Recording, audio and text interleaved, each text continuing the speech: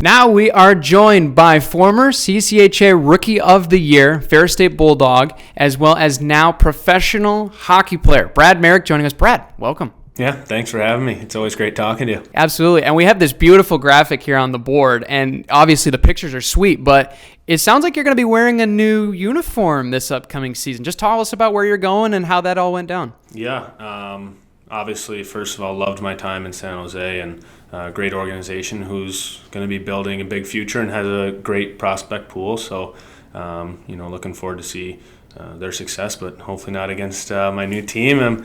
I'm recently signed a couple weeks ago now with the Iowa Wild in the American Hockey League, so I'm really excited about that and for new opportunities.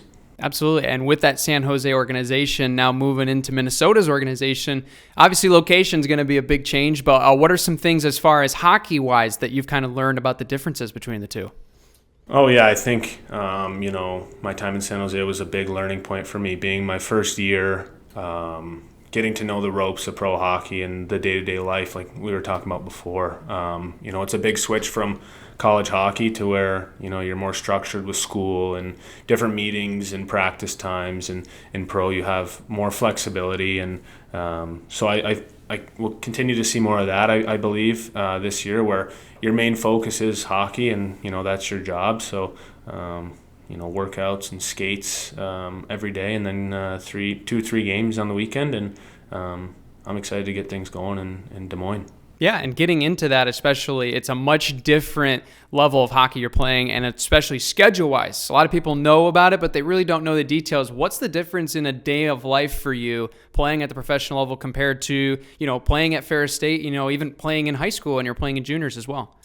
Yeah, I mean, like structure-wise, it's definitely crazy. Like I said, it's definitely a job, and you have to be focused every day and ready to go every day. Guys are trying to earn your spot, and you're trying to earn their spot. Well, when you get on the ice for a game, you're a team again. But during that week of practice, it's fighting for your spot in the lineup. And being a younger guy last year, it was, hey, I got to learn the ropes and do this and focus on at home. And being away from home, it was the furthest I had been away from home, being in California. So that was a learning curve. But, just waking up every day in the morning and getting to the rink early. And I think we had 10 or 11 a.m. skates. So getting there at a good time, doing my workout before or after, and, just being as focused and dialed as I can. Yeah, and taking care of your body is a very important part of it, too. You see guys like Sidney Crosby, Alex Ovechkin, these guys playing into their latter years, and many people would tell them is impossible when it comes to taking care of your body so that you can not only sustain a long season, but also a long career. What are those things that you're kind of taking in and you're kind of learning and being able to put together for a lot of your off-ice preparation? Yeah, definitely. It's a lot of, eating the right things, training the right way, a lot of stretching, and just keeping your mind good too. Taking a break from the game at the end of the season after playing 72 games, it's a lot mentally and physically. So coming back home was super nice for me, getting a little break, and then coming back into the gym.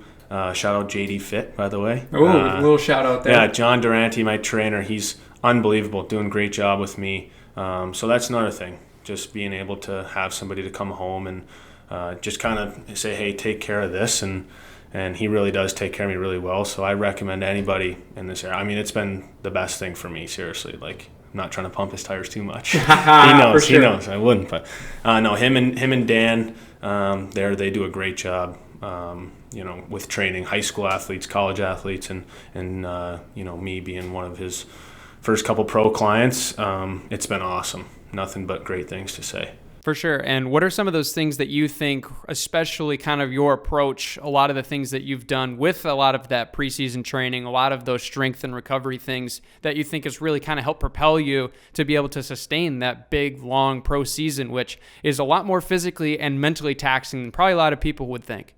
Yeah, so I went to John too, and this is where I said he takes great care of me. I said, we went over my season and how everything went, and then I said, do your research on hockey. And he had known, he trained some of the high school hockey guys or whatever, but kind of a different animal when you're, playing way more games and higher level. You're playing against older men who, big body guys. So he's doing really well with like, you know, making a plan for me and, you know, building the strength first and then building it from there where it's more mobility and, you know, preparing for a long season ahead.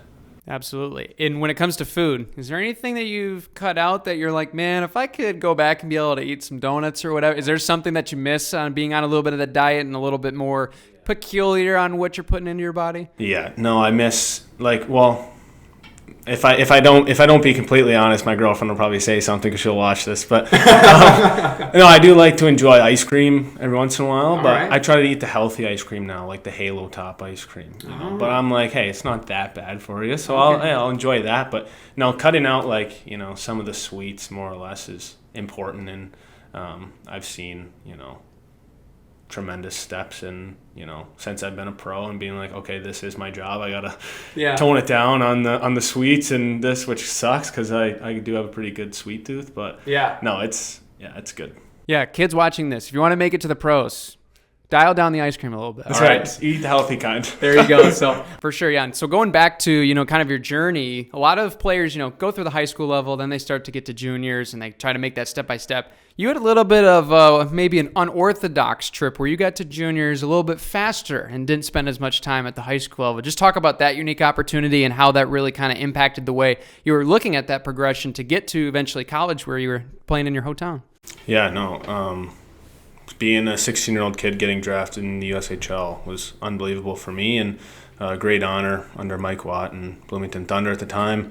You know, they took care of me, made me a plan, and so going into my senior year, I knew I'd be moving away from home, which did suck. I mean, moving away from home at such a young age, I was 17, but being able to adapt pretty quickly, and I had great billet family, and then played my 4 years there, and led into Ferris State, where I was so lucky to have that opportunity and play for my hometown and under a great coach. So I was so lucky. Absolutely. And when it comes to the biggest part of your journey, the biggest step that you had to take, what was one of those big decisions where you're like, man, this is going to be a little bit out of my comfort zone, but if I'm going to chase my dream, I got to do it? Leaving after my sophomore year at Ferris, you know, my freshman year, I had some individual success and wanted to obviously stay for my sophomore year and get more team success with individual success as well, hopefully.